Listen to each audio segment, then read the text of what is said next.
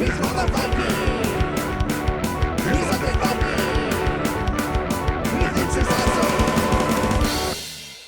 everybody, this is me, the Undead Viking, and this is Archmage Origins. Yes, I got this game, this really fun, cool card game in this little plastic baggie, and had everything that I needed to play in this. Now, obviously, this is a Kickstarter video, and eventually this game will be published and it'll come in a box and what have you, but, you know, it's kind of cool that I was able to have a really fun time in a game that just came in this little tiny baggie. But regardless, Archmage Origins is a game in which four evil, or maybe not evil, power-hungry mages are trying to take control of the land. In order to do that, they've got to basically control these powerful monsters that they will then use to do battle with one another. Now, to get those monsters on your side, you have to show a strength of power. But the problem is that these monsters are on this, like, magic field, and you can't really see them. So you have to kind of spelunk and search and try to discover them. At the same time, then, using your mystical powers, you need to kind of exert your control over them. Now, ultimately, how do you do this is you're going to play a game. Everybody's played memory, right? You turn one card over, turn one card over. If they match, you get to keep it and put it aside. Now, this has a memory element to it. Now, you're not collecting cards, if you will, but you'll be turning a card over, remembering the monster that's on that side, and putting it back down, and then turning another card over. And there's spells as well, but I'll get to that in just a little bit. Actually, I'll show that when I show you how to play the game. And you turn that over. And then, because the board is a grid, you'll be placing these spell power cards around the grid to kind of exert the control. And then but everything is in secret until the game is revealed after like the final spell card is placed by the players. And then you're going to turn everything over. You're going to see who has exerted the control over the different locations, and they're going to collect those monsters. Whoever collects the most monsters with the most power will win the game. Now, this is a really interesting, fantastic game because of the fact that, like I said, everybody's played memory, right? But this is memory with, like, area control, with some bluffing and some weird, trying to, impress upon somebody, like, just kind of lying in a weird negotiating way because of the fact that there's a lot of secret knowledge going on as far as which cards are good, and you're going to be trying to convince other people that either certain cards you looked at were horrible, and then coming back to them later to try to claim them, or pretending cards that you found that were really bad were really good, and trying to convince people to try to use their good power cards to claim those. So I realize that probably doesn't make a lot of sense right now, but when I show you how to play the game, which I'm going to do right now, it should come clear. Alright, so let's show you how to play. Alright, so this is a 4-player game of Archmage Origins. I've gone ahead and set up. Now, this does handle 2 to 4 players, but I've just set up a 4-player game to show you how the game is played. You're going to have this giant deck of cards. Well, actually, it isn't that giant because I've actually got most of the cards laid out already. But you shuffle up this deck of cards that has monsters and spells in it. I'll show you some of those cards here in just a little bit. But you set them up blindly in a 4x4 pattern like you see in front of you right here. The rest of the cards are placed off to the side because they may come into play later. Each person's going to get a deck of cards depending upon which mage they are. There's the Technomancer, there's the Necromancer, the Demonologist, and the Elementalist. And each person will get one of these tokens. This is a Hold Monster token. The Hold Monster is basically a one-time spell that people have that are able to place it on a card to hold that monster in place and basically prevent it from being moved or messed with. And I'll explain that in greater detail here in just a little bit. You only get one of these tokens, and you're only able to cast the Hold Monster spell once. Alright, so each person's going to get the exact same deck. This is the Elementalist. It just doesn't need color. They get their one Hold Monster spell, and they get these power cards numbered 1, 2, 3, 4, 5, 6, 7, and 8. Now, depending upon what style of play you want to have, you can either have people, and this is going to make sense here in just a little bit, but it might not make sense right now. You're either going to have people start in corners, like so, and that means that they're allowed to place cards here, like, here, the Demonologist, they'd be able to place cards here and here. And the Elementalist could place cards here, and so forth, as you can kind of see. Now, if you want to play a more free range type of option, you can just not have to worry about the corners at all, and people are able to place their cards on any one of these sides, but they can only place 2 cards on each location. So since you have 8 power cards, you could place 2 here, you could place 2 here, 2 here, and 2 here. So you'd have a total of 8. And whereas with the when you're playing the corner strategy, you have to place 4 cards here and 4 cards here to use up all 8 of your cards. As you can see, this game is going to be over quickly because basically the game is done and you figure out who won the game after you placed all 8 of the cards that you have. So you have, as I said, these 8 cards, and what you're going to do on your turn is the first thing you're going to do is you're going to do a peek. And what that means is that you get to pick one card and you get to look at it and you put it down, and you take another card and you look at it and you put it down. Now, if you get a monster, you just look at the monster, you remember what it is, hopefully, and you put it place it back down there. If it's a spell card, you turn it over, show the spell, and you go ahead and activate that spell. Now I'm just going to take some of these cards here and just show you some of them.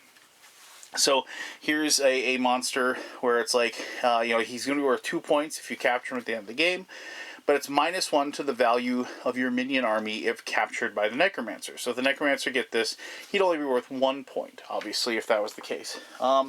Here's a spell card, a Dimension Door. It's got a lot of text here. I'm not going to read it all out, but basically what happens if you turn this over, you take this, you're going to take a card, you remove it from the board, you take a card from here, you place it into that spot that you just left it, and then you collect the cards that are orthogonally along with that card, shuffle them all up, and place them back down. So you've kind of removed a card, mixed everything up, and put it back down, and and people that maybe had remembered where certain cards were, now all of a sudden have no idea because of the fact that those things got chanced up and moved around.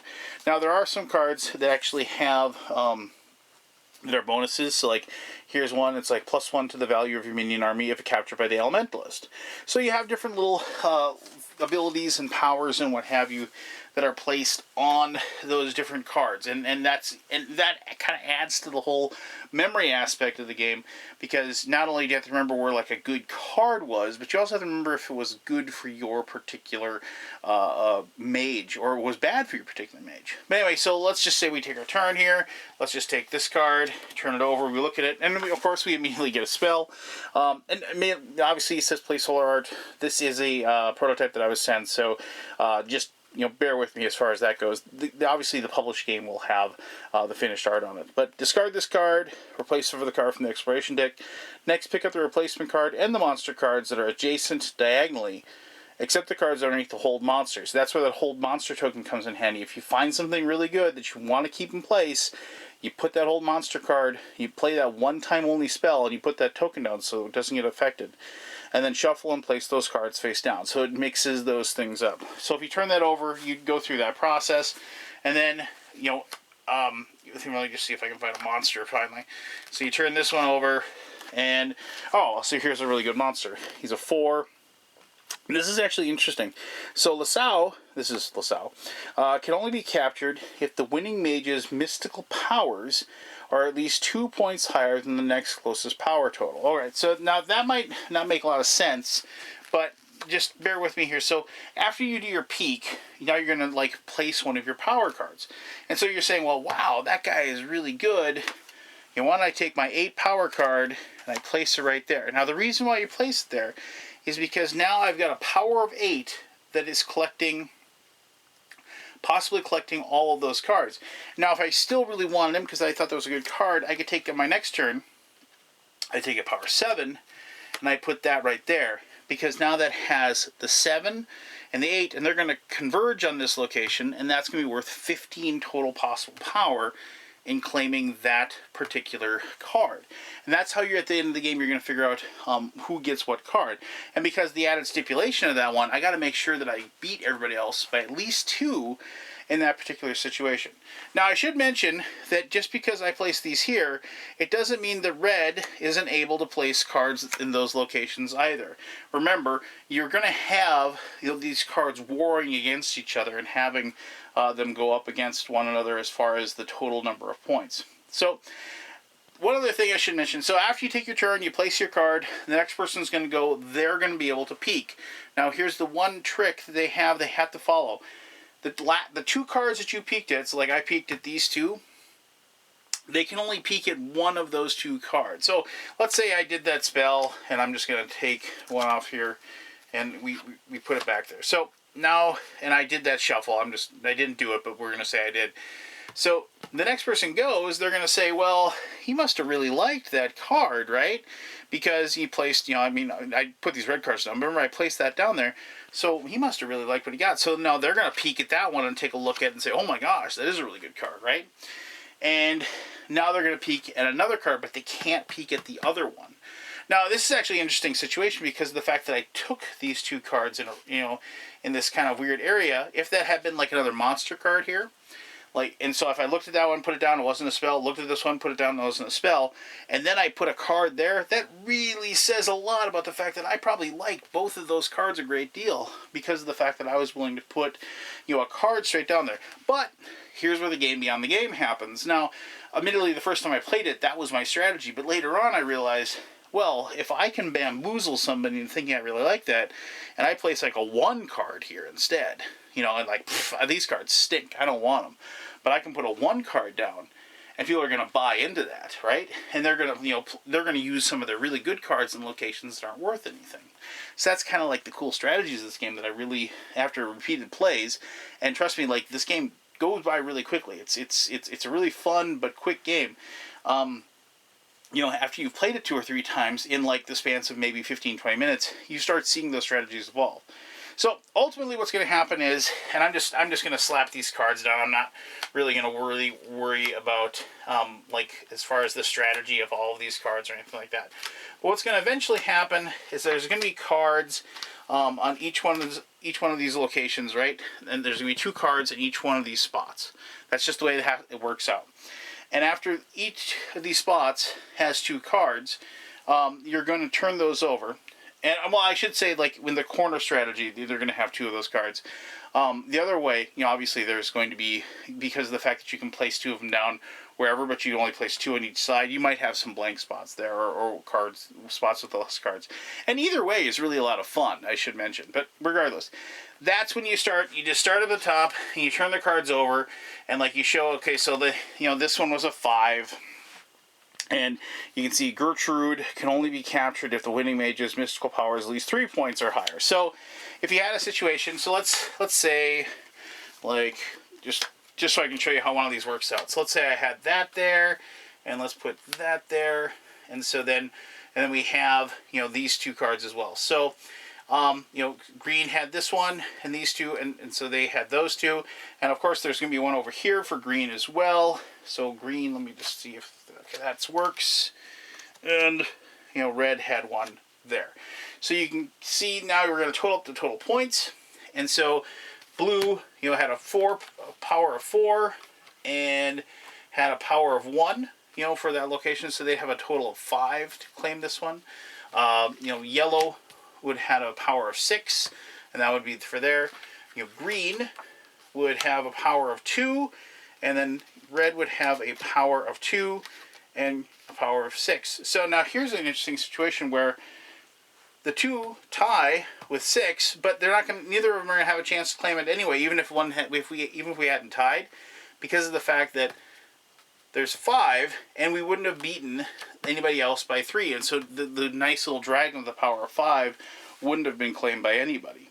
And you go through that every spot on the cards, you turn them over, and you divvy them all up, and after all is said and done, you total up the number of monsters that you have in your hand, and whoever has the most power of monsters is going to be the winner and the controller of the realm of the Archmages.